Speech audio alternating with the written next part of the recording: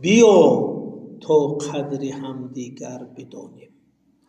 یعنی مراجعت میکنه به شما، ای بچه، ای برادر، ای دوست، حالی که ما زنده سلامتیم، در آرامش هستیم، در آسودگی هستیم، بیا تا قدر همدیگر بدانیم که تا ناگه ز یکدیگر نمانیم. یعنی نشود که یکی از یکدیگر محروم شویم، چون که این زندگی میخواست در یک لحظه خبر میبینیم که فلانی نیست. این نه تنها به دوستا داخل داره، به همه نزدیکا. بنابراین این غزل درباره این است که قدر همدیگر، قدر دوست، هم صنف، هم کورس، پدر، مادر، برادر، قدر همه شده. اینا برای همین وقتی غزل میخونم از همین روز میرید برادرتون از نو آغوش میکنید، مادرتون یک بوسه میکنید، میگه بیا تا قدر همدیگر بدانیم که تا ناگه ز یکدیگر نمانیم. نشاید که بعض هم دیگر محروم شویم. انسان دیگر بر نمیگردد، ثروت گم شوه بر میگردد، پول گم شوه بر میگردد، ولی انسان که رفت دیگر بر نمیگردد. بنابراین مولانا هوشدار میده، میگه ای برادر بیا تا قدر همدیگر بدانیم که تا ناگه ز یکدیگر نمانیم. کریمان جان فدای دوست کردن، مصرع بسیار بزرگش. کریمان جان فدای دوست کردن، سگی بگذار ما هم مردمانیم. این بداد آمده است، فریاد میگه که بزرگان، کریمان یعنی آدمایی که اهل لطف و کرم، اهل بخشایش، بزرگان. میتونیم بگیم بزرگان جان فدای دوست کردن. بزرگان، آدمانی بزرگ، آدمانی اینه مثل مولانا، مثل رودکی و اینا، تجربه زندگیشان هم است که برای دوست جانشان میدادن. و هلالی چه گفت؟ برخیز تا نهیم سری خود به پای دوست، جان را فدا کنیم که 100 جان فدای دوستم. خیلی است در دوستی معامله مرگ و زیست نیست، دشمن به هست کسی که نمیرد برای دوست. خب اینجا دوست میتونه رفیق هم باشه، دوست به معنای خداوند و دوستی بزرگ هم بودنشون که، ولی اینجا این غزل چون از مضمونش همین دوستی، همین زمینی انسان در نظر داره، چون مصرعهای بعدیش هم میره اثبات میکنه. کریمان جان فدای دوست کردن، یعنی همه بزرگا به ما آموختن که برای دوست چه جان رو باید فدا کنیم. سگی بگذار، یعنی که همین فعل بد را، سگیگری تا پرتو، ما هم مردمانیم، آخر ما آدمیم. سگی بگذار چرا خیلی میگه؟ چون که سگ یک فعلش همین جنگ شدن، گزیدن، تهدید کردن، حمله کردن، روزی در سگ جنگ. سگ با همین جنگ و خویدن و گزیدن و دندانش مشهور.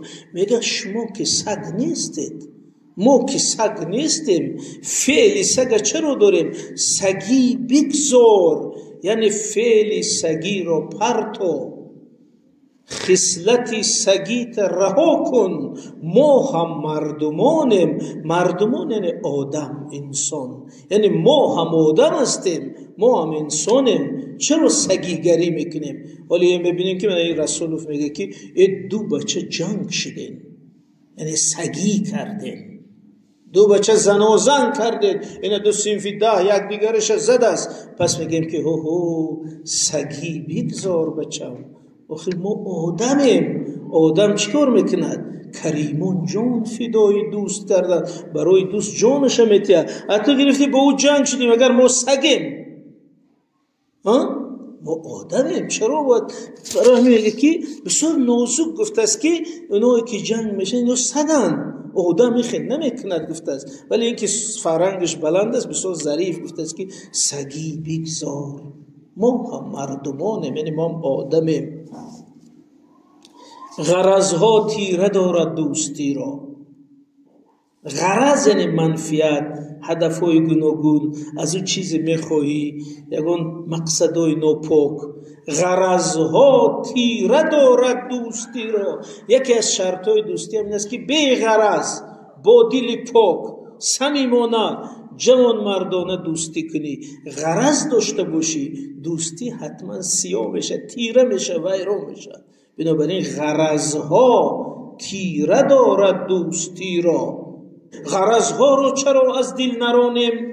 یعنی به طور سوالی میگه ولی معنوش که غرضها رو از دل رانید، تازه کنید، یعنی با دل پاک با هم دوستی کنید جوان مردانه. گهی خوش دل شوی از من که میرم، چرا مرده پرست و خصم جانم. این بسیار گپی مهم است. بینید اکثر همین جشنهایی که ما میگذرونیم جشن مرده ها است. در زندگی خور میشه، مرده شده دیگه ای جشن بزرگ. انا مولانا میگه چرا مرده پرست و خصم جانم. آخر تو فقط وقتی که من مرم بعد مرا عزیز میداری. همین به قدر آدم در زندگی رسید. معنی همین باید که به قدر دوستاتون در زندگی رسید. همین خلاص میگه چرا مرده پرست و خصم جانم، یعنی چرا در زندگی به قدر همدیگر نمیرسید. باید این وقتی که سوال میگذارم معنیش نیست که باید در زندگی به قدر همدیگر رسیم. این بسیار گپی مهم است. چو بعد از مرگ خواهی آشتی کرد، همه عمر از غمت در امتحانم. یعنی که تو در وقت زنده بودن غم دادی، قهری بودی، دور بودی، دشمنی کردی، یک عمر از غمت عذاب کشیدیم، همه عمر از غمت در امتحانیم.